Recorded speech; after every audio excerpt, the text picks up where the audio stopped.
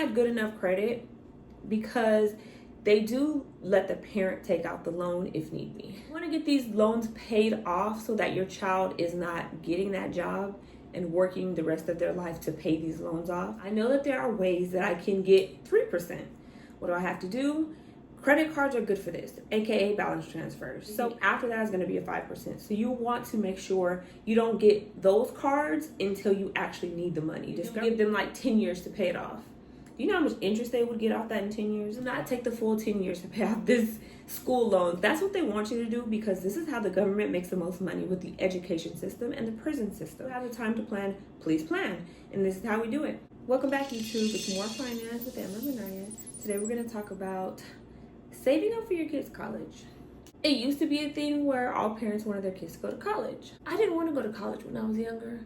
And by the time I went to college, gotten into my career, decided it wasn't for me, took a whole other turn and became an entrepreneur, I didn't want my daughter to go to college either. But she wants to go to college, so I got to stand behind that. She wants to go to college for nursing. She wants to become an aesthetic nurse. Cute. So we're going to support that. She started at a community college, then decided an accelerated course is what's necessary. I'm okay with that too. What I didn't know, because I went to community college, I got financial aid, paid for everything, and put money in my pocket. For this accelerated course, we went to the meeting and it cost $45,000, right? I think 16 of it is paid for. The rest is for us, me. Good thing I had good enough credit because they do let the parent take out the loan if need be. And I did. So if you parents out there know that your child wants to go to college or you want your child to go to college and you're not even taking the step of making sure your credit is good enough that if you need to take out the loan for them because they may not have any credit or because they're so young, the college wants to give the credit to the parent. Step one is at least have your credit in order. Work on getting you and your child's credit in order if whatever young age you can. For you, it's going to be when they're really young because you know you want them to go to college. For them, it's going to be when at least they're like 15, start getting them ready and start really thinking about money management. Because if they decide to go to a nice college, away from home, dorm and everything, very expensive. My daughter's not even going to the dorms, but $45,000 is what the course costs. You want to be building financial habits and making sure that when it is time for them to go to college, the money you have to spend is not going to be expensive. When I say the money is not going to be expensive, because unless you're putting 50K or however many Ks away for this, if you're going to have to take out any loan, there's going to be interest that you have to pay on this. So yeah, 45 is what it's going to cost, but after interest, it could and it's supposed to cost more. They do give them like 10 years to pay it off. Do you know how much interest they would get off that in 10 years? The interest rate that they give the parent is 8.some%. The interest rate, if they were to give the child and somebody else as a co-signer, I think it was about 6%. But I said, go ahead and just, try it with my credit. I believe we had to try it with my credit first. If my credit didn't go through, then it was going to go to my daughter's. But mine went through, so here we are. So I accepted it. Thank God she doesn't start for about 3 months. They don't push the loans out for 3 months because I don't want to start paying interest until she is actually in the classes, actually in the school. So I've decided in the next 3 months, I'm going to make sure that I can get this loan at the cheapest rate possible. I know what they're offering is 8.some, but I know that there are ways that I can get 3%. What do I have to do? Credit cards are good for this, aka balance transfers. So parents, if your child is young, they're going to go to college, or even if, hey, you got 3 months now. See, I didn't know that my daughter was going to choose an accelerated program. If I did know, then I would have planned for this a long time ago. But if you have the time to plan, please plan. And this is how we do it. Make sure your credit is good. You can add your child, build up their credit. But then you might have to use your credit or their credit for these loans. As soon as they're approved, start the saving money, making money, whatever, boost it up, right? If you don't have a lot of hard inquiries, now you can go apply for a credit card like Discover. So you can build some history with them, and then eventually you can start taking out balance transfers. Discover, they have them like all the time for balance transfers for people who are not shysty. Discover also is going to give most likely a promo for any other expensive your child may have while they're in college, giving them 12 to 18 months to pay that off as well.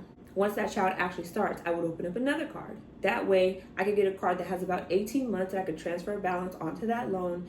And instead of it being at 8.49, now I could get it at the 3%. Most cards offer 3% when you first, for their introductory, when you open them. Discover offers 3% like year round. But if you get like a Chase or a Wells Fargo or a Amex or a Citi, those are going to give you 3% to start. Anything after that is going to be a 5%. So you want to make sure you don't get those cards until you actually need the money. Discover you can get anytime because you can use their balance transfers anytime. Those other cards that I just named, Chase, Wells Fargo, Citi, Amex, they have promotions throughout the year where they do balance transfers, but they're normally 5%. So you want to get those right when you need them. And then you want to plan, okay, I have 18 months to pay this one off, right? So now you've balance transferred most of the school loan. If you have good credit, you can get like 10K on each card. All you need is like 4 to transfer balances down to 3%. You can actually pay off the school loan and then only have to pay the credit cards. The best part is they're not accruing any interest, because at 3% for 18 or 21 months or whatever it is, you've already paid the 3% fee, nothing else. Until it's fully due, make sure you have that balloon payment. Now, most people are like, okay, so how am I supposed to have 40K in 12 months, right?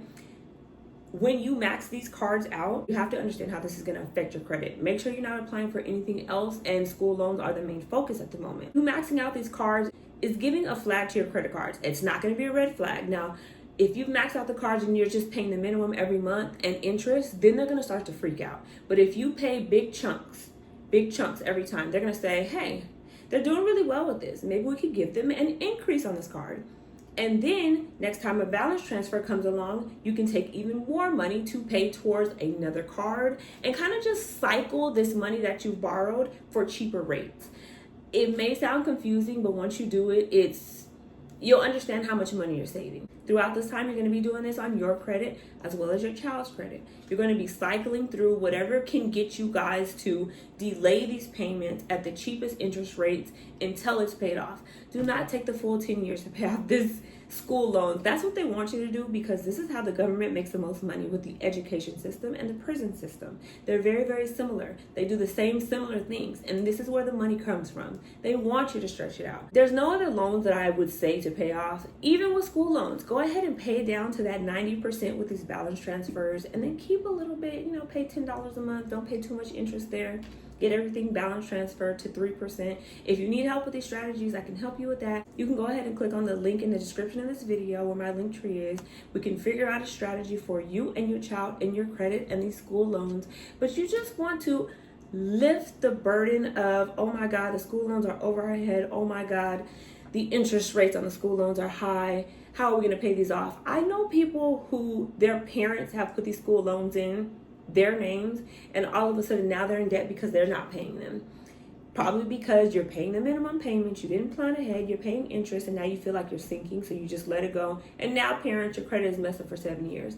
There's really nothing worse than having okay credit, good enough credit, and then you're 45 and now you got to wait 7 years for things to fall off, or you got to go get credit repair. It's okay when you're younger because 7 years will go by, but 45, 7 years, this is the best part of your life. You don't want to have to wait 7 years at the age of 45. Now, if you guys have any questions, comments, or concerns, please leave them in the comments.